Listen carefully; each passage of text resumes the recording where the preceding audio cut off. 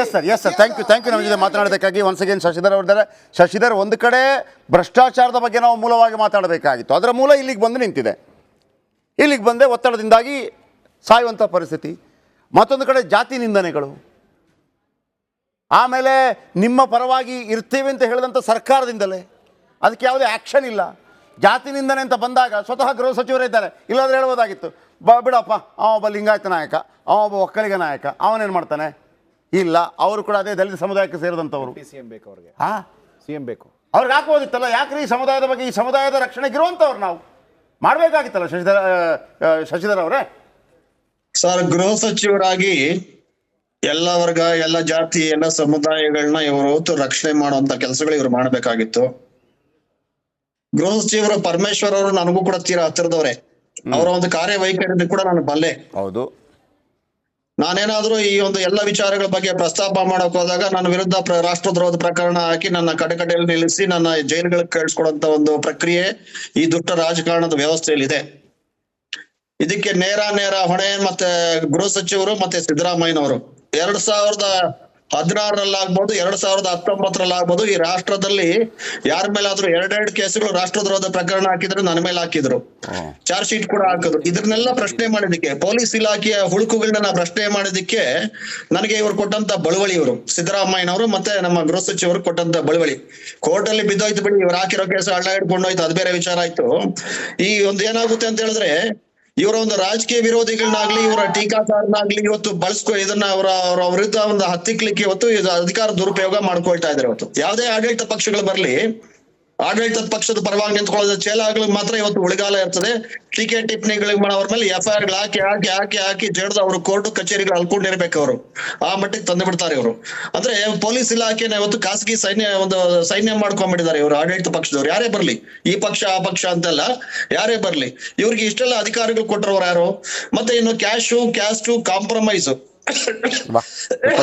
ಎಲ್ಲ ಕಾಲಕ್ಕೂ ಇದು ಹಾಸುವಕ್ಕಾಗಿದೆ ಇಲಾಖೆಯಲ್ಲಿ. ಇದು ಎಲ್ಲರಿಗೂ ತೊಲಗೋದಿಲ್ವೋ ಅಲ್ಲಿನವರೆಗೂ ಜನಸಾಮಾನ್ಯರಿಗೆ ಒಳ್ಳೆ ಆಡಳಿತ ಕೊಡ್ಲಿಕ್ಕೆ ಆಗೋದಿಲ್ಲ. ಮತ್ತೆ ಕ್ರಿಮಿನಲ್ ಜಸ್ಟಿಸ್ ಸಿಸ್ಟಮ್, ವಿಶೇಷವಾಗಿ ಕ್ರಿಮಿನಲ್ ಜಸ್ಟಿಸ್ ಸಿಸ್ಟಮ್ ಈ ದೇಶದಲ್ಲಿ ಇವತ್ತು ಪೊಲೀಸರ ಒಂದು ಖಾಸಗಿತನದಿಂದ ಇವತ್ತು ಪೊಲೀಸ್ ಇಲಾಖೆ ಹಸ್ತಕ್ಷೇಪ ಸರ್ ನಟರಾಜ್ ಗೌಡ್ರೆ, ಮತ್ತೊಮ್ಮೆ ಈ ಹಿಂದೆ ಇದೇ ಯಾರು ಪರಮೇಶ್ವರ್ ಅವರು ಸಾರ್ವಜನಿಕ ವೇದಿಕೆಯಲ್ಲಿ ಕಣ್ಣೀರು ಹಾಕಿದ್ರು. ಎಷ್ಟು ವರ್ಷಗಳು ಅಂತ ನಾವು ಈ ರೀತಿ ಇರಬೇಕು? ಕಟ್ಟಿಂಗ್ ಮಾಡಲ್ಲ ನಮ್ಗೆ ಬೇರೆಯವರು ಕಟ್ಟಿಂಗ್ ಮಾಡಲ್ಲ ಅಂತೇಳಿ ಆ ಲೆಕ್ಕದಲ್ಲಿ ನೋಡಿದ್ರೆ ಪರಮೇಶ್ವರ್ ಅವರಿಗೆ ಕಟ್ಟಿಂಗ್ ಮಾಡಿದವರೇ ಇದ್ದಾರೆ.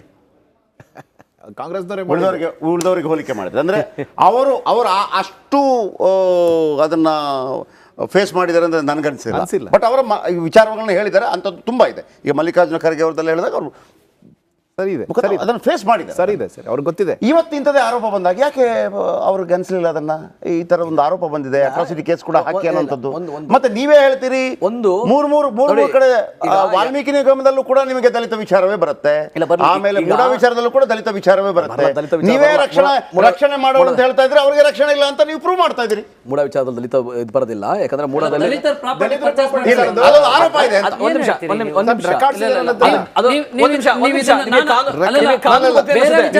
ದಲಿತರ ಪ್ರಾಪರ್ಟಿ ಪರ್ಚೇಸ್ ಮಾಡಿರೋದು ಹೇಳ್ತಾನೆ ಸ್ಟೇಟ್ಮೆಂಟ್. ಕುಮಾರಸ್ವಾಮಿ ಪರ್ಚೇಸ್ ಮಾಡಿರೋದು ಎಲ್ಲಿ ಕುಮಾರಸ್ವಾಮಿ ಎಲ್ಲಿ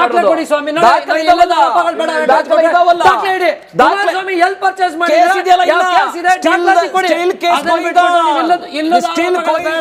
ನಿಮ್ಮ ಸಿದ್ದರಾಮಯ್ಯನವರು ದಲಿತರ ಅವ್ರ ವೈಫ್ ಹೆಸರಲ್ಲಿ ದಲಿತರ ಆಸ್ತಿನ ಪರ್ಚೇಸ್ ಮಾಡಿದ್ದಾರೆ, ಹೌದಾ ಇಲ್ವಾ? ಸುಳ್ಳು. ಅವ್ರ ಬಾಮೈದನ ಹೆಸರಲ್ಲಿ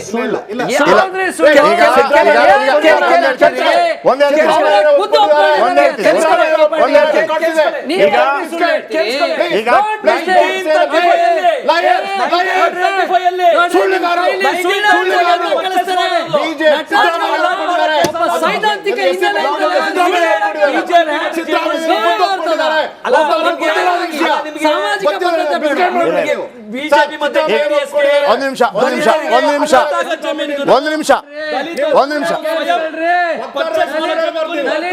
ಈಗ ಒಂದೇ ನಿಮಿಷ ಇಲ್ಲ ಅದು ಬೇರೆ ಕಡೆ ಹೋಗುತ್ತೆ, ಬೇರೆ ಕಡೆ. ಒಂದೇ ನಿಮಿಷ,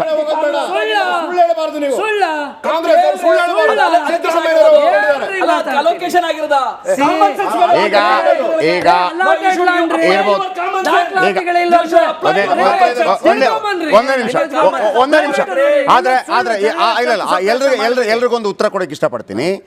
ಟಿ.ಜೆ. ಅಬ್ರಹಾಂ ಕೊಟ್ಟಿರುವಂಥ ದೂರಲ್ಲಿ ನಾನು ಅವರನ್ನು ಸ್ವತಃ ಏನು ಇಂಟರ್ವ್ಯೂ ಮಾಡಿದಾಗ ಅವರು ಹೇಳಿದರು, ಅವರ ಆರೋಪ ಇರೋದು ಅದು ಕೃಷಿ ಭೂಮಿ ಆ್ಯಂಡ್ ಯಾವುದು ಅದನ್ನು ವಾಸಯೋಗ್ಯ ಭೂಮಿಯನ್ನು ಕೃಷಿ ಭೂಮಿಯಿಂದ ಕೊಟ್ಟರು, ತಹಶೀಲ್ದಾರ್ ಮತ್ತು ಜಿಲ್ಲಾಧಿಕಾರಿಗಳ ಆರೋಪ.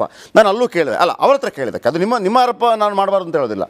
ಈಗ ಏನು ಪ್ರಾಸಿಕ್ಯೂಷನ್ಗೆ ಕೊಡ್ತಾರೆ ಅಂತ ಮಾತು ಬರ್ತಾ ಇದೆಯೋ ಅಲ್ಲಿ ಅದು ದಲಿತ ಜಮೀನು ಅಂತಿಲ್ಲ ಅವರ ಪ್ರಕಾರ ನಾನು ಹೇಳಿದ್ದು, ಅವರ ಪ್ರಕಾರ ಅವ್ರು ಹೇಳಿದ ಪ್ರಕಾರ ನೀವು ಆರೋಪಗಳನ್ನು ಮಾಡ್ಕೊಳ್ಳಿ. ನಾನು ರಾಜ್ಯಪಾಲ ಪ್ಲೀಸ್ ಅಲ್ಲಿಗೆ ಬನ್ನಿ. ಇರ್ಲಿ ಅದಕ್ಕೆ ನಾನು ಬರ್ತಾ ಇಲ್ಲ, ಅದು ನೀವು ಆರೋಪ ಮಾಡಿ ಇನ್ನೊಂದ್ಸಲ ಇರ್ಲಿ.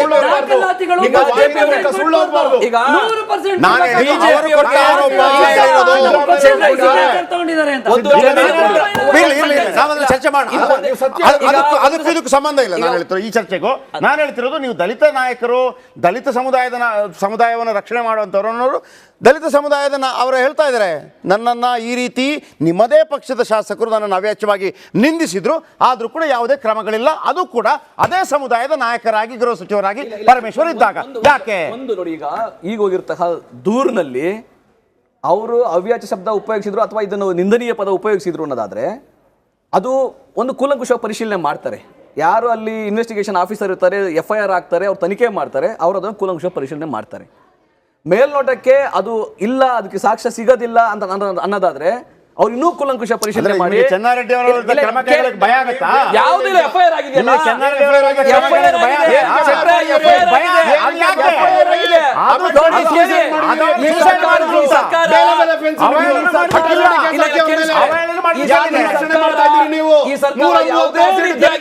ಯಾವುದೇ ರಾಜಕಾರಣಿ ಶಾಸಕ ಆಗ್ಲಿ ದಲಿತ ವಿರೋಧಿ ಸರ್ಕಾರ, ಬಿಜೆಪಿ ತರ ದುಷ್ಟರು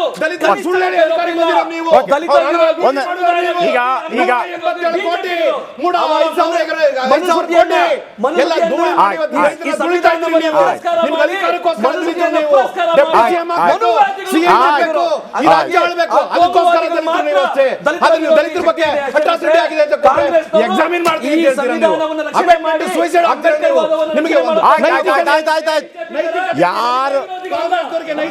ಯಾರು ಏನ್ ರಕ್ಷಣೆ ಮಾಡಿದ್ರು, ಪರಶುರಾಮ ಸತ್ತೋದ್ರು. ಇದು ಒಂದು ನೈಸರ್ಗಿಕ ಸಾವು ಅಂತ ಹೇಳ್ತಿರಲ್ಲ, ಸಾವಿನ ಮೇಲೆ ನೀವು ಅದೇ ಸಮಾಜದವರಾಗಿ ಸಮಾಜದ ರಕ್ಷಣೆ ಮಾಡಕ್ಕಂತ ಅಸಮರ್ಥ ಗೃಹ ಸಚಿವ ನೀವು ಅಸಮರ್ಥ ಗೃಹ ಸಚಿವರು. ಈ ಸಮಾಜ ನಿಮ್ಮನ್ನ ದ್ವೇಷ ಮಾಡುತ್ತೆ, ದೇಶ ಸಾಮಾನ್ಯ ತಲುಪುತ್ತೆ. ಸ್ಟಾಪ್, ಕಟ್ ಮಾಡ್ರ ಇಬ್ರು ವಾಯ್ಸ್ ಕಟ್ ವಾಯ್ಸ್ ಕಟ್. ಈಗ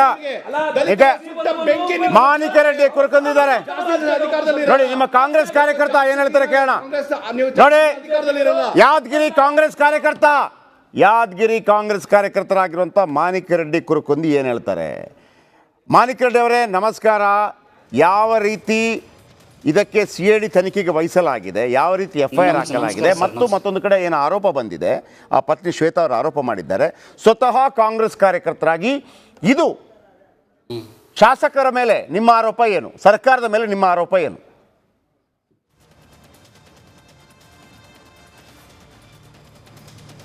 ನೋಡ್ರಿ, ಸರ್ಕಾರ ಇವತ್ತು ಒಳ್ಳೆ ಕೆಲಸ ಮಾಡಿದಂತೇಳಿ ಇವತ್ತು ಕರ್ನಾಟಕ ರಾಜ್ಯ ಜನ ಆಶೀರ್ವಾದ ಮಾಡಿದ್ದಾರೆ. ಓಕೆ, ಆದರೆ ಕಾಂಗ್ರೆಸ್ ಶಾಸಕರು ಏನಿದ್ದಾರೆ ಅವರಿಗೆ ಏನು ಅದೃಷ್ಟವಂತ ಶಾಸಕರು ಇದ್ದಂಗೆ, ಅದೃಷ್ಟವಂತ ಅವ್ರೇನು ಸಂಘಟನೆ ಮಾಡಲಿಲ್ಲ, ಜನಸೇವೆ ಮಾಡಲಿಲ್ಲ, ಯಾವುದೋ ಒಂದು ಪಕ್ಷದ ಗಾಳಿ ಮ್ಯಾಗ ಅವರು ಆ ಶಾಸಕರಾದರು.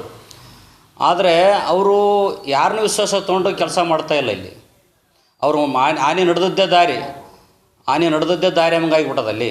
ಯಾರು ನಿಯತ್ತಾಗಿ ಪಕ್ಷ ಕೆಲಸ ಮಾಡಿ ಅವ್ರ ಪಕ್ಷದಿಂದ ಕೆಲಸ ಮಾಡಿದವರಿಗೆ ಅವರು ದೂರಿಟ್ಟು ಏಕಪಕ್ಷ ನಿರ್ಧಾರಗಳನ್ನು ತೆಗೆದುಕೊಂಡ ಬಂದಿದ್ದಾರೆ. ಅವ್ರ ಬಗ್ಗೆ ಆ್ಯಕ್ಚುಲಿ ಎಲ್ಲ ಮುಖ್ಯಮಂತ್ರಿಗಳು ಉಪಮುಖ್ಯಮಂತ್ರಿ ಒಳ್ಳೆಯದೇ ಹೇಳ್ಬೋದು, ಆದರೆ ಇವರು ಮಾಡ್ತಕ್ಕಂಥ ಕೆಲವೊಂದು ರೀತಿ ನೀತಿಯಲ್ಲಿ ಸರಿಯಿಲ್ಲ. ಸ್ವಲ್ಪ ಜನಾಭಿಪ್ರಾಯದಲ್ಲಿ ಸ್ವಲ್ಪ ಇವ್ರ ಬಗ್ಗೆ ಸರಿಯಾದ ಒಪಿನಿಯನ್ ಇಲ್ಲ. ಕೇಳ್ಕೊಳ್ಳಿ ಸರ್. ಮತ್ತು ಈ PSI ಏನಿದಾರ ಪಾಪ ಇವ್ರು ಹೆಂಗ್ ಅಧಿಕಾರಿ ಒಂದು ಒಬ್ಬ ಮೊನ್ನೆ ಭ್ರಷ್ಟಾಚಾರ ಇದ್ದಾರಲ್ಲ, ಒಬ್ಬ ಹೆಂಗ್ ಅಧಿಕಾರಿ ಇವರು. ಈಗ ಸರ್ಕಾರ ಬಂದಿದೆ, ವರ್ಗಾವಣೆ ಪ್ರಕ್ರಿಯೆ ಸಾಮಾನ್ಯವಾದ ನೀವೇ ಪ್ರಕ್ರಿಯೆ. accept ಮಾಡ್ತೀರಿ ನಿಮ್ಮ MLA ಗೆ? ಅಲ್ಲ, ಅವ್ರ ಆರೋಪ ಬಂದಾಗ ನೀವೇ accept ಮಾಡ್ತೀರಿ? ನೀವು ಹೇಳಿ. ಅವ್ರು ಮಿಸ್ಟೇಕ್ ಮಾಡಿದ್ರೆ ಕ್ರಮ ಕೈಗೊಳ್ತೀವಿ ಅಂತ ಹೇಳಿ. ಅದು ವರ್ಗಾವಣೆ ಪ್ರಕ್ರಿಯೆ ನಿರಂತರ ಪ್ರಕ್ರಿಯೆ ಇದೆ. ಆದ್ರೆ ಅವರನ್ನ ಅಲ್ಪ ಸಮುದಾಯದಲ್ಲಿ ವರ್ಗಾವಣೆ ಯಾಕೆ ಮಾಡಿದ್ರು, ಮಾತಾಡ್ಲಿ ಬಿಡ್ರಿ, ಕ್ರಮ ತಗೊಳ್ಳುವಂತ ಮಾತಾಡ್ಲಿ ಬಿಡ್ರಿ, ಕ್ರಮ ತಗೊಳ್ಳುವಂತ ಯಾಕೆ ಮಾಡಿದ್ರು ಎಂಬುದೇ ಬಹಳ ಹೆಚ್ಚು ಪ್ರಶ್ನೆ. ಎಲ್ಲಾ ಪದಗಳಿಗೂ ಕೂಡ ಒಂದೊಂದು ಸೆಕ್ಷನ್ಗಳು ಬರ್ತವೆ. ಅವರು ಯಾಕೆ ಮಾಡಿದ್ರು ಎಂಬುದೇ ಹೆಚ್ಚು ಪ್ರಶ್ನೆ ಆಗಿದೆ ಇವತ್ತು. ಇವತ್ತು ಅವರು ವರ್ಗಾವಣೆ ಕಡಿಮೆ ಮೊನ್ನೆ ಯಾಕಂದ್ರೆ ಮೊನ್ನೆ ಬಂದಿದ್ದಾರೆ, ಅವರು 6 ತಿಂಗಳಾಯ್ತು. ಈಗ ಅವರು ಇಲ್ಲ ಶಾಸಕರೇ ದುಡ್ಡಿಗಾಗಿ ಬೇಡಿಕೆ ಇಟ್ಟಿದ್ರು, ಹಂಗಾಗಿ ನಾವು ನಮ್ಮ ಗಂಡ ಇವತ್ತು ಖಿನ್ನತೆ ಒಳಗಾಗಿ ಇವತ್ತು ಈ ಒಂದು ಪರಿಸ್ಥಿತಿ ಬಂದಿದೆ ಅಂತ ಖುದ್ದು ಶಾಸಕರ ಪತ್ನಿನೇ ಹೇಳ್ತಿದ್ದಾಳೆ. ಆದರೆ ಸರ್ಕಾರ ಕೂಡ ಇವತ್ತು CID ತನಿಖೆಗೆ ಒಪ್ಪಿಸಿದೆ. ಬಟ್ ಒಂದು ನನಗೆ ನೋವು ಅಂದ್ರೆ ಅಟ್ರಾಸಿಟಿ ಕೇಸ್ ಹಾಕಬೇಕಿತ್ತು, ಬಹಳಷ್ಟು ಸಮಯ ಕಾಯ್ದು ಕೇಳೋದು. FIR ಅವ್ರು ಏನು ಅಟ್ರಾಸಿಟಿ ಕೇಸ್ ಹಾಕಬೇಕಿತ್ತ ಹಾಕಬಾರ್ದಿತ್ತ ನೀವು ಹೇಳಿ ನೋಡ್ರಿ. ಅಲ್ಲ, ನಿಜವಾಗಿ ಆ ತಾಯಿ ಏನಪ್ಪ ಅಂದ್ರೆ ಆಕೆ ನಿಜವಾಗಲ್ಲ ಆತನ ಹೆಂಡತಿ ಅವತ್ತು, ಯಾಕಂದ್ರೆ ಧರ್ಮಪತ್ನಿ ಏನು ದೂರು ಕೊಟ್ಟಾಳ, ಆ ದೂರನ್ನ ಆಕೆ ಏನು ಹೇಳ್ತಾಳ ಅದ್ರ ಕಂಪಲ್ಸರಿ ಈಗ ನಾನು ಹೇಳ್ತೀನಿ ಕೇಳಿ. ಅದು ಯಾರೇ ಆಗಿರಲಿ, BJP ಇರುತ್ತೋ, ಕಾಂಗ್ರೆಸ್ ಇರುತ್ತೋ, JDS ಇರುತ್ತೋ, ಒಂದು PSI ಮೃತಪಟ್ಟಿದ್ದಾರೆ, ಅವರ ಪತ್ನಿ ಆರೋಪ ಮಾಡ್ತಾ ಇದ್ದಾರೆ ನಮ್ಮನ್ನು ಈ ರೀತಿ ಅವಮಾನಿಸಿದ್ದಾರೆ ಅಂತೇಳಿ. ಆ ಸಂದರ್ಭದಲ್ಲಿ ಅಟ್ರಾಸಿಟಿ ಕೇಸ್ ಹಾಕಬೇಕಿತ್ತು. ಮತ್ತು ಅದಕ್ಕೆ ಸಂಬಂಧಪಟ್ಟ ಯಾರೇ ಶಾಸಕರಾಗಿರಲಿ ಅವರ ವಿರುದ್ಧ ಒಂದು ನಿರ್ದಾಕ್ಷಿಣ್ಯ ಕ್ರಮ ಕೈಗೊಳ್ಳುವಂಥ ಪ್ರಯತ್ನವನ್ನು ಯಾವುದೇ ಸರ್ಕಾರ ಆದರೂ ಮಾಡಬೇಕಾಗಿತ್ತು. ಇದರ ಬಗ್ಗೆ ನಾಳೆ ಕೂಡ ಇದರ ಬಗ್ಗೆ ನಾಳೆ ಕೂಡ ಚರ್ಚೆ ಮುಂದುವರಿಯುತ್ತೆ. Thank you. ಚರ್ಚೆಯಲ್ಲಿ ಭಾಗವಹಿಸಿ ಎಲ್ಲರೂ ಕೂಡ ಧನ್ಯವಾದ.